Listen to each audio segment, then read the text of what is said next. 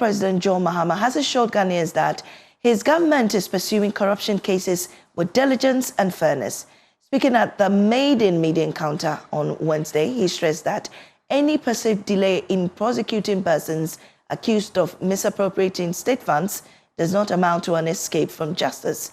The president revealed that more than 200 corruption-related cases are currently under investigation, with 80 individuals interrogated and several others already progressing in court. He cited a number of high-profile trials, including the Public versus Gifty Owari and the SkyTrain case.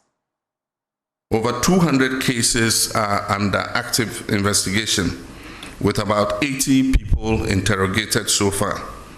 Several prosecutions have begun, progressing steadily and remaining firmly on course. In the Republic versus Edubuan and 3 others, the state has submitted witness statements together with all other documents, and trial has commenced. And the first of 3 prosecution witnesses have been called and have been cross-examined by counsel for the accused person. With the SkyTrain case, for instance, the prosecutors have secured a trial date, as all preliminary matters have been concluded and the trial is set to commence. For the National Service Authority case, due to its expansive nature, charges have been drafted and will be filed as soon as the legal year begins against the following person: the Republic versus Osei Sibe, the Republic versus Eric Nyako, the Republic versus Gifty Owari. Also for the National Cathedral, we are awaiting a forensic audit from the Auditor General. Additionally, charges have been drafted and are ready for filing in the case of Republic versus Wuntumi and Akuntamaini.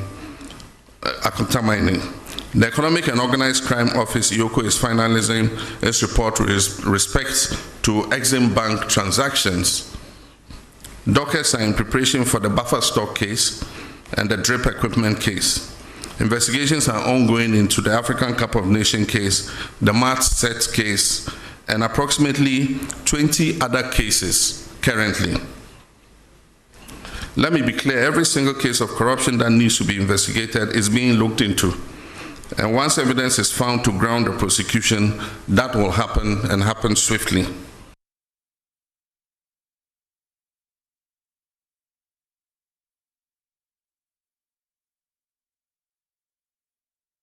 Well, the president also announced the inauguration of a high-level working group tasked with drafting a new national anti-corruption strategy to strengthen ethical governance and institutional coordination. Joining me now on Zoom to discuss this further is private legal practitioner Martin Pebu.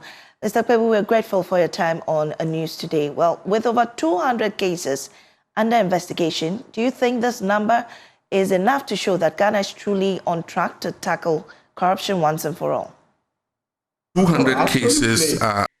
If we can finish 200 cases within the next 4 years, I mean, okay, we are left with practically 3 years. That would be marvelous. That would be wonderful. Look, even if you had to finish, let me say 50, that would be commendable within 4 years, okay? So let's keep pushing. And so if we can get a 200, then Ghana would be, I mean, like what they say, immediately the word that comes to mind is Krabeshe. It would have taken our fight to several notches higher. Yes, and so when you hear 200 cases in all, I mean, that's those actively under investigation, it tells you that that's a lot of work being done. And to be candid, well, let's see if we can bring all. But do you believe that these cases are indeed moving at a snail's pace? No, I wouldn't say snail pace, because so far, you know, let's look at those in court. Yeah, let's look at those in court. You see Edubuan's case, okay? You see the Ghana Infrastructure Fund, that's Professor Emil Ekufi, right? That's in court. They mentioned buffer stock, the man who had Hanan, the man who had watches worth millions of Ghana cedis. Yes, very soon you'll have his day in court, right? And then Chairman Wuntumi who took loans from government, the Exim Bank, and never did the work, all those. So when all these things enter court, that would be a very busy time for IOCO. Then when you go to OSP, we count the OSP cases as part of ORA because we are recovering all loot. Look at the Mustafa Hamid case. It involves 280 million Ghana cedis. Mustafa Hamid, former MPA boss, he and his colleagues, they are alleged to have taken 280 million Ghana. That's a lot of money. And you look at the National Service Scheme, National Service Authority case, that's given to Owari and Co. So these are, exciting times when these cases go to court. But really, what are your expectations from the newly drafted anti-corruption strategy as a long-term solution beyond investigations and trials?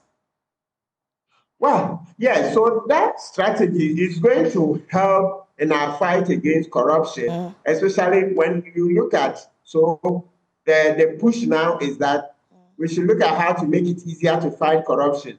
Number one will be the asset declaration law. Our current law is not fit for purpose. So hopefully the new strategy is to support the bill for a new asset declaration law so that we can have publication of the assets as was done previously under the PNDC. All right. As PNDC law 280. So today, if you go to Assembly Press, you can buy President Rawlings's declaration, you can buy PV or Bill, all the ministers, their declarations are there. You can buy and read what they declared those days. So we need a law that will bring back publication when you finish declaring. Right. We need a law that will bring in verification. The Auditor General will go and verify that everything you put in that form, you have them on the ground, not that you anticipate that you buy this and this house. So the declarant will fill in, but when you go to the ground, you find out that the house doesn't belong to him. Okay. Apart from the asset declaration law, the next thing is reverse burden when it comes to corruption. You know, currently, the way we're fighting corruption, you see how we are struggling with this Adapa matter. People involved in corruption will not come and volunteer. So we need to put the burden on them. Article 286, Clause 4 of our Constitution says, if we catch you with property that you cannot explain, it is illegal property. So let's make that the corruption law.